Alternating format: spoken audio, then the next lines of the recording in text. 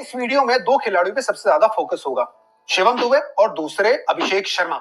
सबसे पहले शिवम दुबे की बात करेंगे। शिवम दुबे ने जिस तरह से 66 रन की ये पारी खेली, 31 गेंदों में जब अपॉर्चुनिटी मिली ज्यादा गेंदें खेलने की, उसका पूरी तरह से फायदा उठाया और बड़े बड़े छक्के लगाए।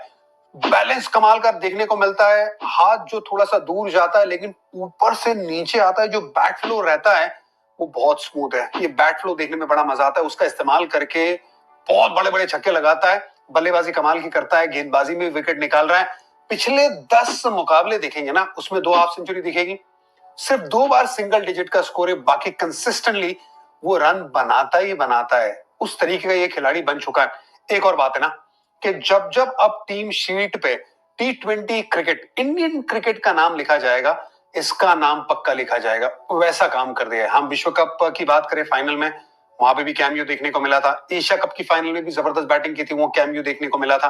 पाकिस्तान के सामने भी बड़ी जबरदस्त बैटिंग देखी, और फिर जब नेदरलैंड्स के सामने ज्यादा गेंदें खेलने का मौका मिला, ऊपर जाने का मौका मिला, उसने दिखाया कि यार ये संभाल के भी खेल सकता है, बड़े शॉट भी लगा सकता है, ऑफसाइड का गेम भी इंप्रूव हो गया है। और सबसे बड़ी बात देखने को मिली है, पिछले 1-1.5 साल में फास्ट बॉलर के सामने इसका स्ट्राइक रेट 167 का हो चुका है। इसका मतलब जो हम बात करते हैं ना कि ये तो स्पिन बैशर है, इसका स्ट्राइक रेट 167 ठीक ठाक स्ट्राइक रेट है फास्ट बॉलर के सामने, और वो पुल शॉट भी अच्छा लगाता है। जरूर इसको टारगेट किया जाता है फास्ट बॉलिंग के सामने, लेकिन इसने शॉर्ट बॉल पे छक्के भी लगाए।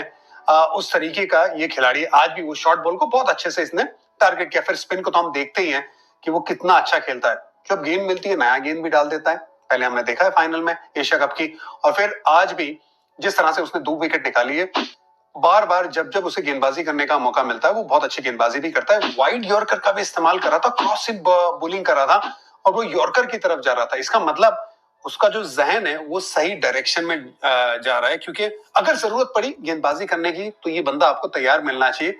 ये तैयारी तो पूरी कर रहा है, तो उस लिहाज से शिवम दुबे जिस तरह से काम कर रहा है, काबिले तारीफ। लेकिन सबसे इंपॉर्टेंट सवाल जो अभी खड़ा हुआ है, अभिषेक शर्मा 3 मुकाबले हो गए, अभी तक खाता नहीं खुला है।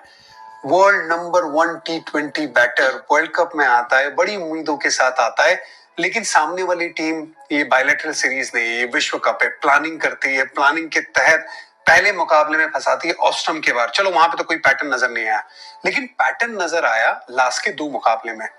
ऑफ स्पिनर, स्टंप में गेंदबाजी, वो भी लगभग लेग स्टंप को टारगेट करती हुई गेंदबाजी, रूम न देना, मिड ऑन का फील्डर ऊपर रखना, वहां पे पाकिस्तान के सामने आउट होना, ऑफ स्पिनर के सामने वो भी पार्ट टाइम, और फिर आर्यन दत्त के सामने पहली ओवर में अक्रॉस खेलते हुए बोल्ड हो जाना ऑफ स्पिनर के सामने। तो एक हल्का सा पैटर्न जो सामने आया है। देखिए पहले मुझे लगा कि पैटर्न नहीं है, लेकिन 2 बार अगर आप आउट हो जाते हो, इसका मतलब सामने वाली टीम ने आपके सामने ये प्लान किया है। क्या प्लान किया है? आपको बतौर स्पिनर, बतौर ऑफ स्पिनर रूम नहीं देना चाहते हैं। मैं आज कमेंट्री में हरभजन सिंह के साथ भी था, तो वहां पे मैंने बात की उनसे, क्योंकि वो भी क्या करते थे ना, कई बार लेफ्ट हैंड बैट्समैन को राउंड विकेट डालते थे अंदर की तरफ, और कई बार जो बल्लेबाज है वो नई गेंद से खास करके अगर टर्न ढूंढ रहा है तो इसमें फंस जाता है, जो अभिषेक शर्मा फंसे।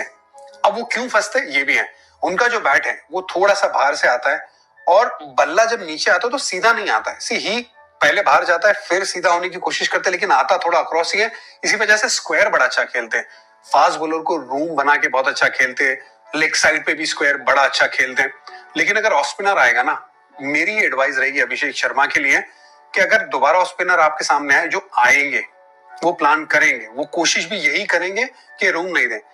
अगर आपका बैट ऐसा ही अक्रॉस आता है तो सीधे बल्ले से आइडियली आपको खेलना है सामने की तरफ, लेकिन अगर अक्रॉस आता है, वो पैटर्न आप चेंज नहीं करना चाहते, सिर्फ जहनी तौर पे अभिषेक शर्मा को तैयार रहना पड़ेगा कि मैं गेंद को जो थोड़ी दूर रहती है उसको 1 रन लेके निकल जाऊं।